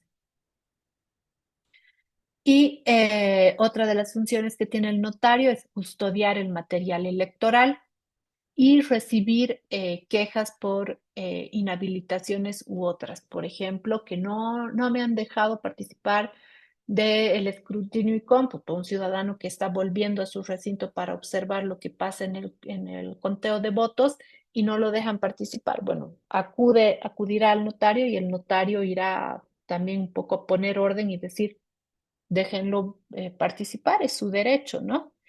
Pero ciertamente los ciudadanos tenemos derecho a observar el momento del escrutinio, cómputo y toda la jornada de votación, siempre y cuando no se entorpezca el normal desarrollo del proceso.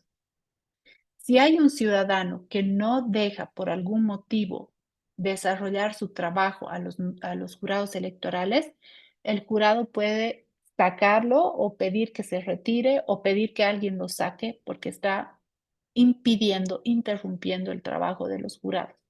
Y ese se constituye también, se puede llegar a constituir en una falta y si implica otro tipo de temas de violencia, etcétera, un delito electoral, ¿no? Entonces no es que yo puedo ir a hacer lo que me da la gana. Se va a observar lo que está sucediendo, pero no puede afectar el trabajo de los jurados electorales. El jurado electoral es la máxima autoridad de las mesas electorales y su rol es de organización y funcionamiento en el escrutinio y conteo de votos y durante toda la jornada de votación, ¿no? Administrar la mesa de votación. Los guías electorales, yo no sé si en sus recintos han habido guías electorales, son medio escasos. El órgano electoral hace muchos esfuerzos por tener guías electorales en todos los recintos. En algunos hay uno, en otros hay 20, pero dependiendo del tamaño del recinto, pero básicamente lo que hacen los guías electorales es guiar a los ciudadanos hasta su mesa o brindarles algún otro tipo de información. Por ejemplo, en qué mesa me toca votar. No saben los ciudadanos cuál es su mesa de votación. No es que el guía le va a decir cuál es su mesa, pero le va a indicar dónde puede conseguir información al respecto. Normalmente en los centros de votación o en los recintos de votación hay centros de información o hay también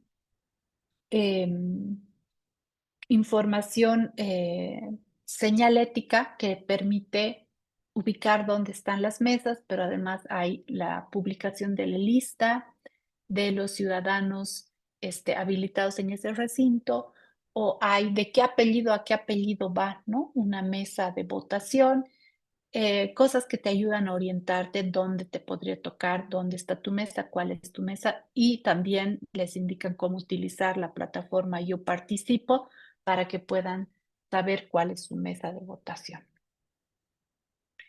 Y bueno, eso es, creo que ya estoy tarde otra vez, no, qué bien. Son 10 minutitos que tenemos para preguntas, así que me importaba mucho poder terminar antes de tiempo para que ustedes tengan la chance de preguntar lo que quieran preguntar. O comentar tal vez sus experiencias.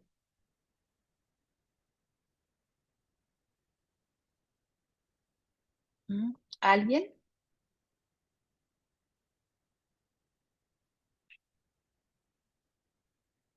¿No? No sé sobre qué quisieran ahondar, tal vez. Buenas noches, Violeta, ¿cómo están, estimados, estimadas? Y por Hola, favor, Rodrigo. aprovecharemos este momento para preguntar. Pueden igual utilizar el chat.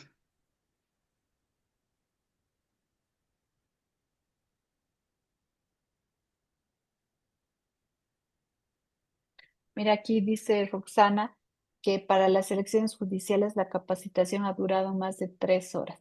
Y es que sí, las elecciones judiciales son de los procesos, unos de los procesos más complicados porque se eligen varias autoridades al mismo tiempo, ¿no?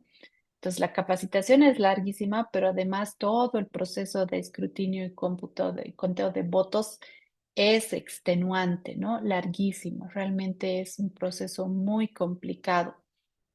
Y además están las dudas de los ciudadanos que no tienen mucha idea tampoco, no tenemos mucha idea de cómo se vota, cuántas veces hay que marcar la papeleta, todas esas cosas que también nos llegan, ¿no? Con esas preguntas hasta la mesa de votación. Pero bueno, en este caso el proceso es más sencillo porque son 2 franjas en las que hay que marcar y la capacitación se hace más breve.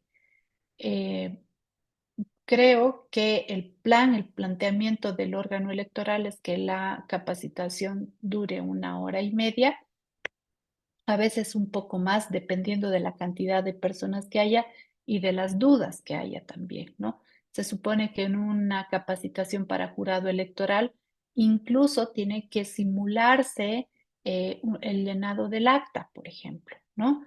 Porque es la parte más complicadita y que amerita más tiempo y cuidado de parte del jurado electoral.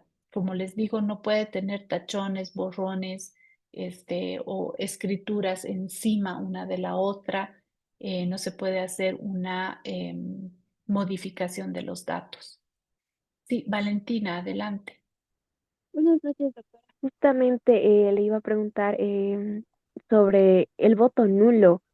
Justamente en una clase de ayer en mi universidad comentamos, bueno, compartimos ideas, ¿no? A veces me dijeron que si se pasa 1 centímetro se considera nulo. No sé si nos podría aclarar un poquito más eso, que quizá, no sé, también, bueno, he escuchado, ¿no? También que a veces un asterisco se anula. Entonces quisiera saber exactamente si solamente tenemos que poner un bien o un X y no salir del recuadro, o también podemos poner otros signos. No sé si tal vez nos podría ayudar con eso, doctora. Violeta, gracias por la pregunta. A ver, sobre el voto nulo, genera muchísima controversia porque a veces ni siquiera en las capacitaciones a jurados electorales se da la información de manera clara. Muchas veces por hacerlo mejor generan una actitud bastante, em, diría yo, autoritaria de parte del jurado electoral, porque en realidad hay que ir siempre a cuidar en todos los procedimientos que hay dentro del proceso electoral, lo que hay que cuidar y lo que hay que privilegiar, y en esto es siempre muy clara el espíritu de la norma electoral. Hay que privilegiar el respeto de los derechos, hay que privilegiar el permitirle al ciudadano emitir su voto, ¿ya? Entonces, con el manejo del tema del voto nulo, hay muchas personas que de manera malintencionada ven que la marca en el recuadro para marcar el voto se le sale o lo ha escrito más grande o en vez de poner una X ha puesto una carita feliz, no sé, pues intentemos no hacer ese tipo de cosas para no ponernos en problemas, ¿no? O no poner en riesgo nuestro voto. Pero eso no debería ser una causal de anulación de un voto, porque en realidad lo que dice el reglamento y la normativa en general y el espíritu de la norma es que la marca debe permitir darte cuenta de la expresión de voluntad de ese diseño. Si es un X o un check o una carita feliz que está claramente dentro de una de las opciones de la papeleta, no importa si ha sobresalido un poquito o si lo ha escrito de una manera diferente. Hay gente que, para empezar, no escribe muy fluidamente, pero además le tiene miedo al acto de votar. Entonces pone un puntito, un redondito, ¿no? No puedes anular el voto porque no sea una X o un check, ¿no? Es la expresión y está claramente consignado para un candidato, entonces se debe respetar. Ahora, si bien yo me he salido y he marcado 2 o 1,5, o sea, he marcado casi 2 de las casillas, entonces obviamente mi intención sería pues anular, votar por los dos, marcar doble, pero eso se puede ver y el jurado electoral tiene la posibilidad de interpretar eso.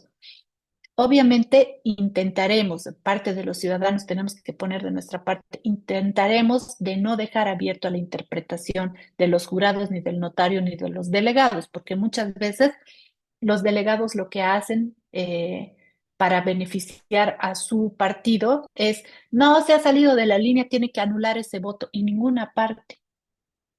Si se has pasado por un poquito, pero la expresión es clara de que quiere votar por ese candidato, se respeta ese voto. El privilegio, la prioridad es de la voluntad, de permitir que el ciudadano emita el voto y su voto valga. Esa es la esencia, el espíritu de todo este proceso, ¿no? Entonces hay que buscar cuidarlo y respetar. Ahora hay otras cuestiones que sí generan la nulidad del voto, como les decía, que la papeleta esté demasiado mal doblada. Ahora hay otras personas que doblan mal la papeleta. Había unas papeletas gigantescas que realmente eran difíciles de maniobrar y gente que no puede doblarlas exactamente igual, pero de todas maneras no deja ver el voto. Entonces, y la ha metido, estaba mal doblada, sí, pero bueno, no deja ver el voto. Esa papeleta no debería ser anulada, ¿no? Porque igual conserva. ¿Por qué el doblado es importante? Para que no permita que se vea el voto que está emitido adentro. Pero si está mal doblada, pero aún así no deja ver el voto de adentro, no debería haber causa para anular ese voto. Ahora, si la ha doblado tan mal que deja ver el voto adentro o que realmente muestra el desinterés de la persona por su voto, probablemente sea anulada y si deja ver el voto, realmente va a ser anulada porque no cumple con el secreto del voto y eso se puede interpretar, debería interpretarse como una intención de eh, orientar el voto de las demás personas. Entonces, eso se anula, ¿no? Esa es una causal de nulidad del voto. Pero lo demás, lo otro, como te digo, el privilegio, la prioridad es permitir la expresión de las personas de la voluntad del voto. Sí, Roxana. Gracias. Bueno, tenía una consulta respecto al voto asistido. He tenido, bueno, experiencia como jurado también. Por ejemplo, la mesa electoral estaba en el primer piso. Entonces, habían personas mayores de tercera edad que no podían subir gradas y el voto asistido, entonces se cerró la mesa temporalmente, se bajaron las ánforas, todo el se bajó y realizó el voto asistido en la planta baja. Pero en la capacitación nos decían que si las ¿Puedes personas o una acercarte un poquito a tu micrófono, porfa? No te escucho casi persona, nada.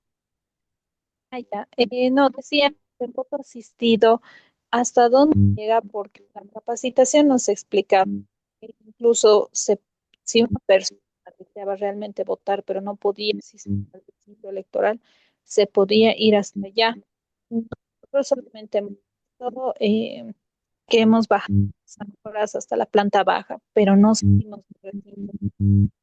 Y quería preguntar si eso se puede hacer el voto asistido fuera del recinto electoral. Tiene que ser sí o sí dentro del recinto.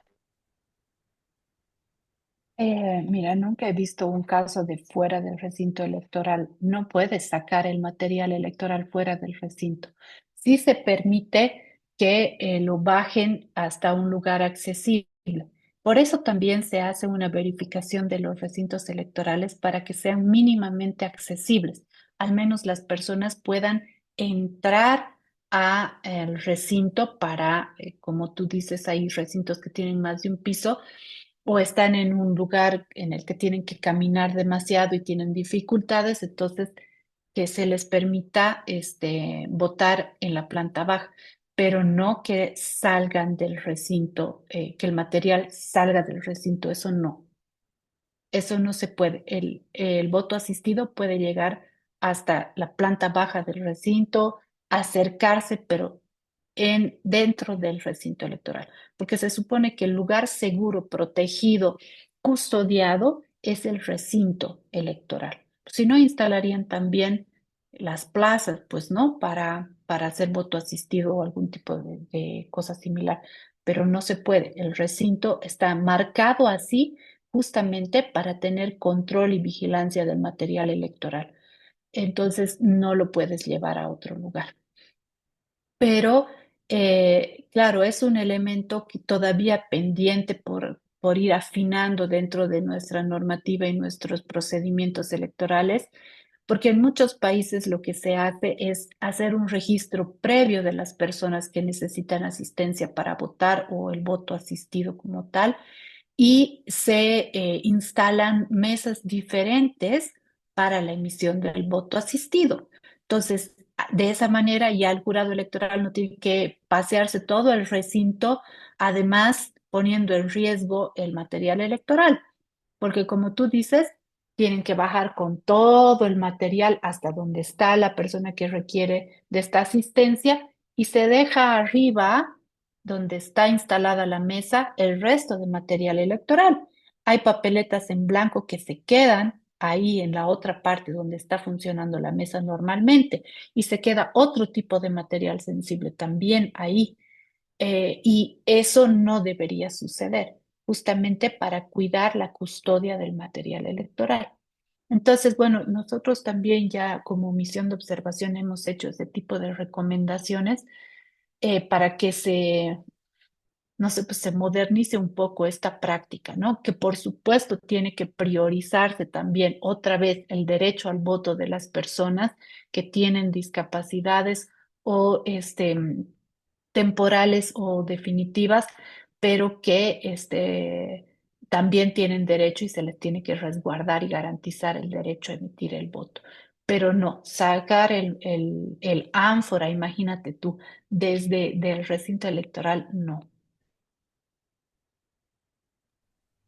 Ah, ya, muchas gracias. Sí, etcétera. Inclusive, en esta ocasión se presentó una persona no vidente. Ujú. Entonces, claro, sí podía asistir a la meta, pero ha solicitado también que le ayude, colabore a alguien para que pueda emitir su voto. Y entonces Sí, entró con un acompañante para poder votar. Sí, y es interesante porque la ley también prevé, por ejemplo, este tipo de asistencia, pero también cartones especiales para la emisión del voto. Yo no los he visto en los recintos que he observado, nunca he visto que les brinden realmente un cartón de votación, no lo he visto, más bien he visto esto que tú mencionas, que haya una persona que le ayude a marcar. No, que son casos extremos y que normalmente debería ser una persona, o miembro del jurado o una persona de su confianza que le ayude, le preste asistencia para hacer esto. Y también hay otro tipo de asistencia que es con asistencia entre comillas, pero ayuda, colaboración, las personas que requieren información y que no hablan castellano, en el caso por lo menos de las ciudades capitales donde normalmente se habla preferentemente castellano, ¿no?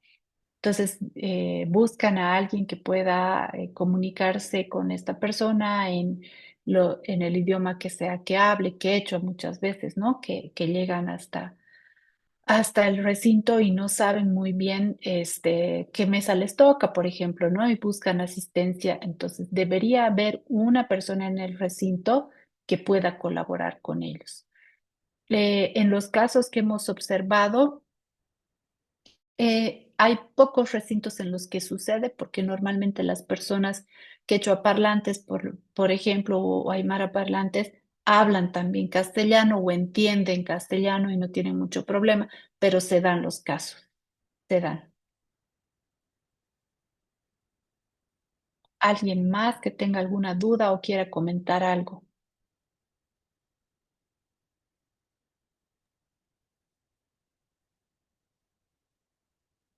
Hola, Violeta, bueno, yo quería comentar algo, tal vez antes de que todo acabe también, que estamos llegando a la hora.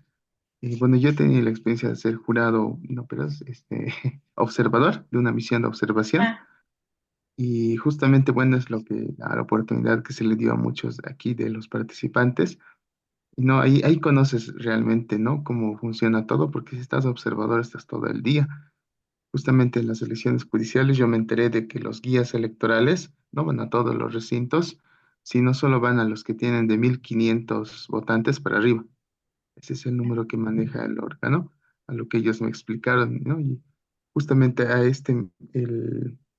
donde yo voto, no había más de ujú, 1.500 votantes, entonces no había guía electoral. no había. Pero sí el Ujú. órgano prevé un poco estas situaciones y más o menos manda a su personal, al menos a una persona que esté además del notario, de Del todas las notario. personas que están ahí. Si hay una persona que es propio empleado público, generalmente son los capacitadores, ¿no? Las personas que capacitan en las sesiones, ¿no? Mandan más o menos a un hito a cada recinto. El mío tenía un capacitador y él era como el guía, él era como que solucionaba todos los problemas y más bien los Ah, sí. jurados lo llamaban, para todo lo llamaban.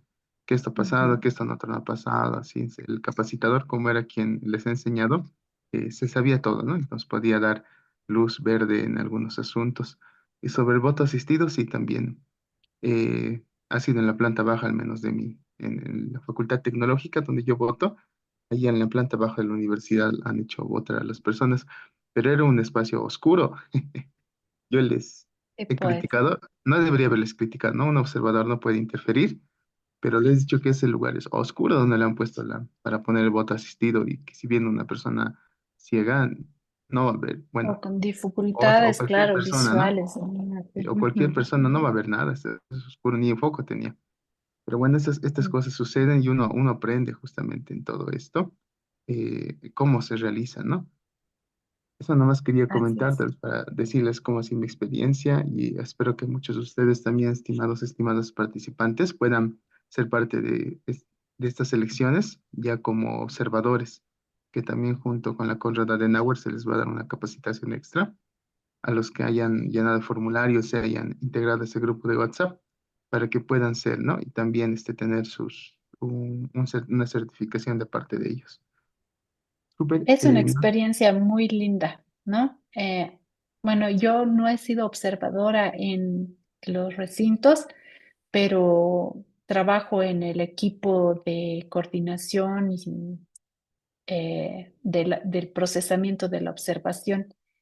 eh, Digitalmente hacemos el seguimiento de todos los observadores y estamos para atender las dudas, muchas veces hay situaciones en las que sienten algo de riesgo, entonces hay que ayudarles, colaborarles para orientar si tienen que salir del recinto o pueden más bien apartarse solamente, dejar que pase el momento de tensión.